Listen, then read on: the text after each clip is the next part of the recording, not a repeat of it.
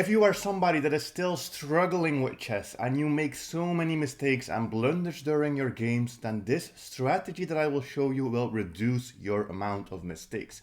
So I will be playing a game with my rating climb account, which is about 1350 rating.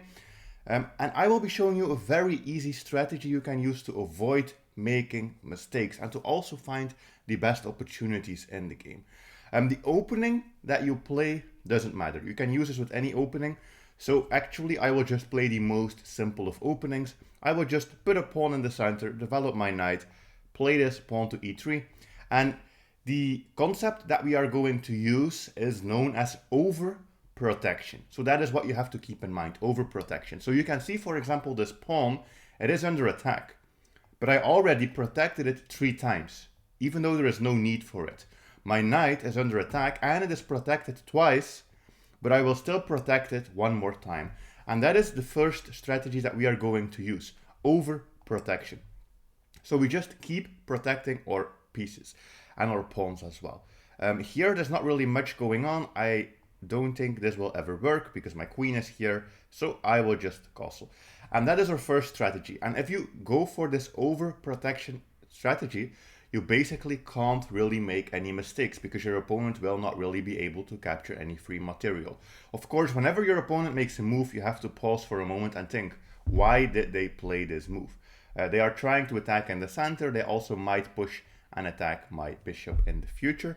So I think I will just capture this. And that is fine. My bishop is under attack. It is already protected 2 times, which is fine. I can potentially protect it one more time as well if I want. If they push, I can just take, so nothing is going to happen, so I will overprotect my bishop again. There's probably a big chance they will capture, and then I can just recapture with my knight. So that is the entire idea, basically. We want to overprotect, and we want to prepare for things even though they are not happening yet. For example, that they could potentially push here. I think the best plan will be to play my bishop over here to this diagonal. So, of course, I still want to develop my pieces as well. Okay, they take, I take with the knight. Everything is fine because everything was already protected. They castle, and I can play my bishop here. And you can see that it's basically almost impossible to really make mistakes if you play chess this way. But of course, at some point, we will have to start attacking as well. We will have to start to come up with a plan. It doesn't always need to be an attack, but at least we need to come up with some type of plan. I'll see what my opponent plays first, and then I will show you how we can come up with a plan. Here, I have to be a little bit careful. They are attacking this twice. It is only protected once.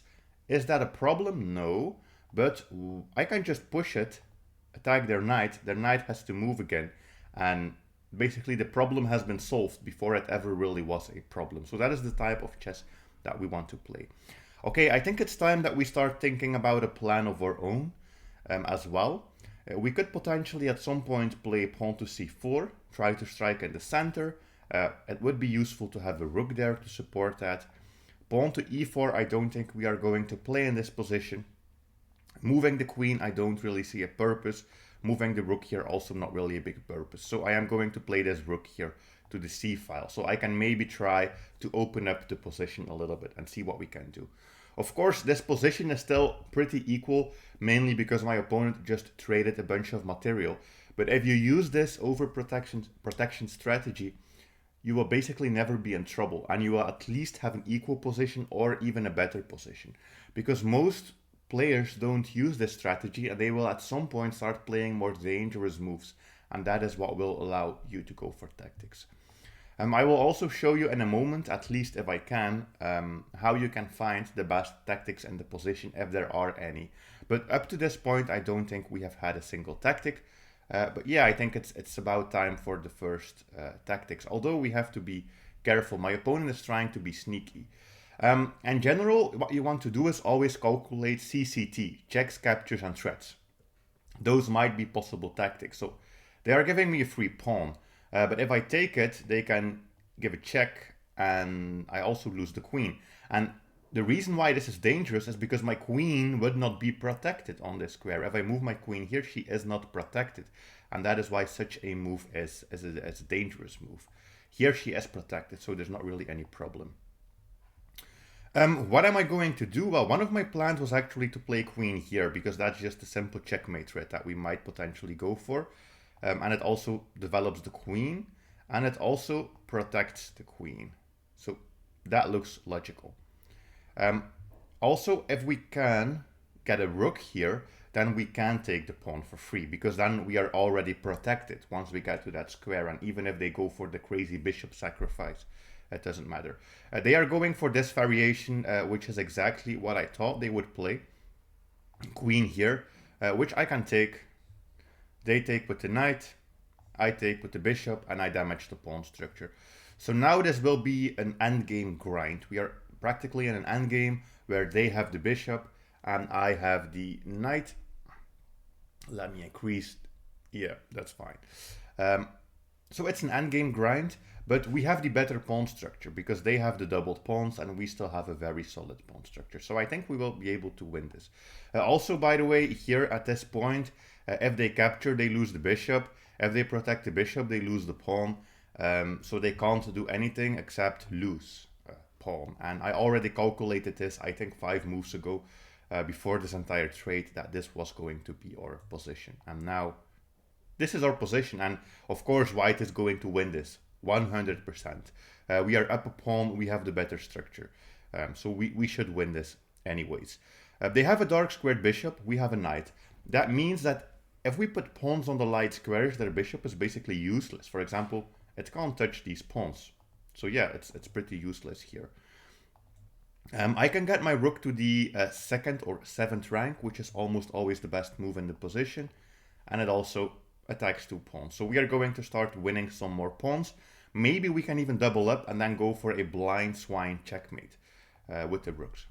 If you hear me say things and you think, wait, I've never heard about that specific tactic or that specific ID before, you should actually go to my website, pegasuschess.com, where I have 3 free chess courses and you can learn basically every single strategy that I know.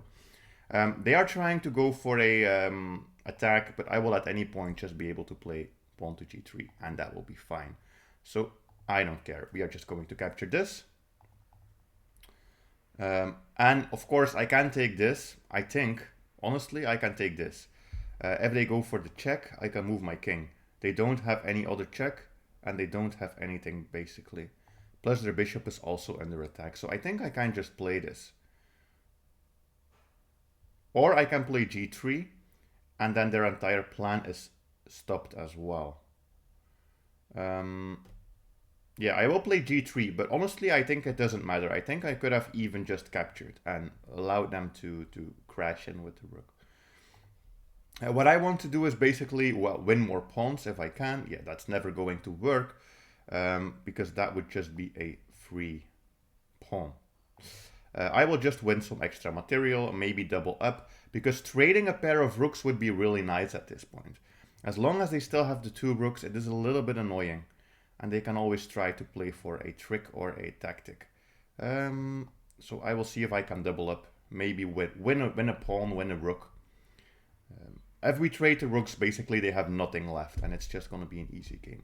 And you might think that this game looked extremely simple, extremely boring, maybe even.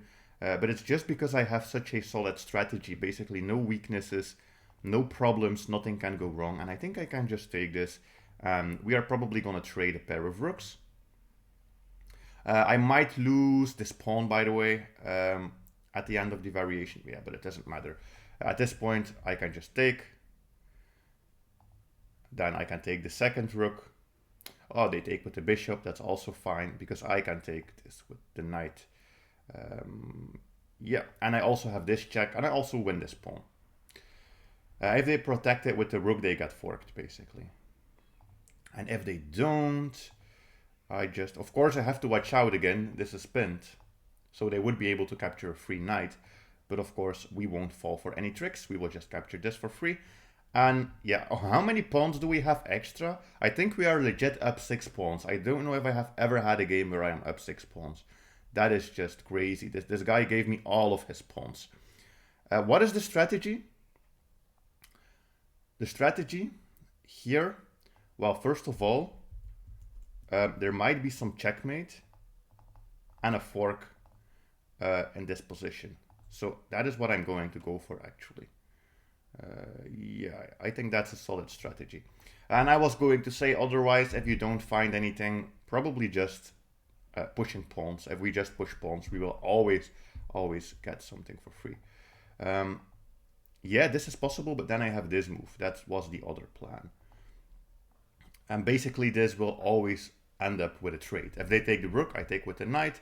If they move the bishop, which they are doing, I take this. And now we just have the 2 extra pawns, so we can start pushing them. And as long as we keep things on the light squares, the bishop can't touch it. Plus, since we have the knight on the light square, that means the knight will be attacking all of the dark squares. And I think I can just keep pushing forever. And there's nothing that they can do. They will just have to surrender here. So really keep in mind this overprotection strategy, and as I said, make sure to visit pegasuschess.com if you want to get access to my 3 free chess courses.